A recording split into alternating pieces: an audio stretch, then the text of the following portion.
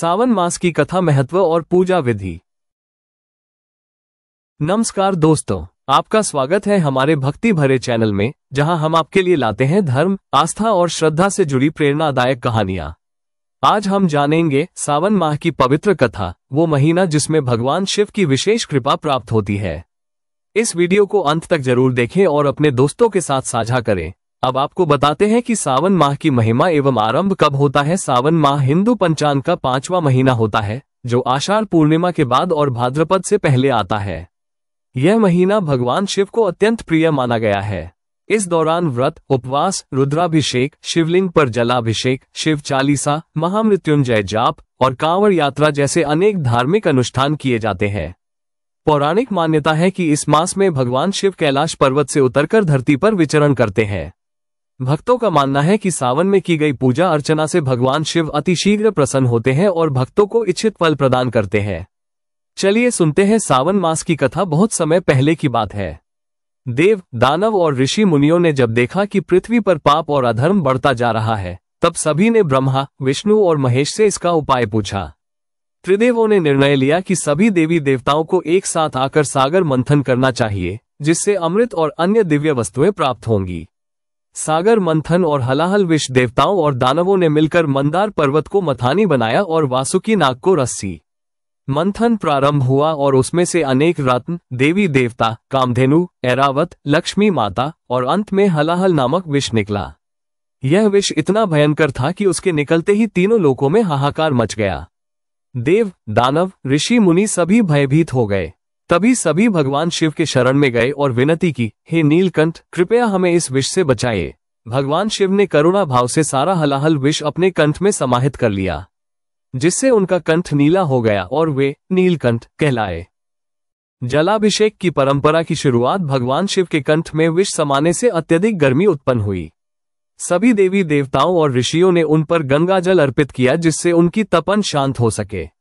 तभी से सावन के महीने में शिवलिंग पर जल चढ़ाने की परंपरा शुरू हुई।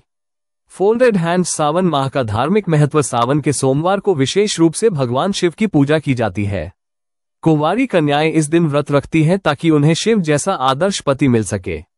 श्रावण मास में कांवड़ यात्रा का विशेष महत्व है। भक्त दूर दूर से गंगाजल लाकर भगवान शिव का जलाभिषेक करते हैं। इस महीने में रुद्राभिषेक और महामृत्युंजय जाप अत्यंत शुभ माने जाते हैं। सावन मास की व्रत कथा में आज आपको एक पवित्र शिव भक्त महिला की कथा सुनाते हैं। पुराने समय की बात है। एक नगर में एक विधवा महिला अपने बेटे के साथ रहती थी।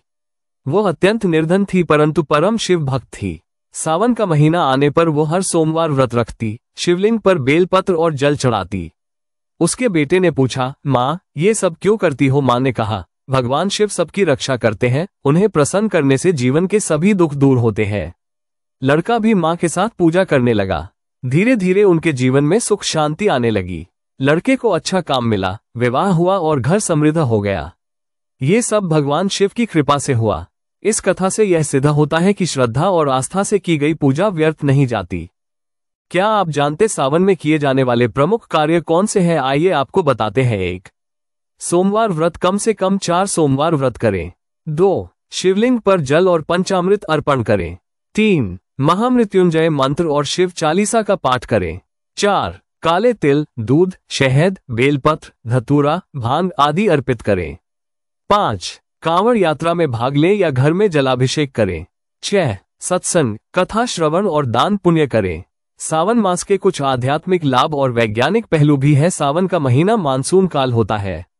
शरीर में रोगों की संभावना अधिक रहती है। ऐसे में व्रत और सात्विक आहार शरीर को स्वस्थ रखते हैं। सुबह जल्दी उठकर पूजा करने से मानसिक शांति और आत्मिक बल मिलता है। बेलपत्र में औषधीय गुण होते हैं, जो पूजा के साथ स्वास्थ्यवर्धक भी है। यह महीना आत्मचिंतन और संयम का प्रतीक है। तो दोस्तों, ये थी सावन मास की पवित्र कथा और इसके पीछे की अद्भुत मान्यता। यदि आपको यह वीडियो ज्ञानवर्धक और प्रेरणादायक लगी हो, तो इसे लाइक और शेयर जरूर करें। साथ ही हमारे चैनल को सब्सक्राइब करें और बेल आइकन दबाएं ताकि हमारी अगली भक्ति वीडियो आप तक सबसे पहले पहुंचे।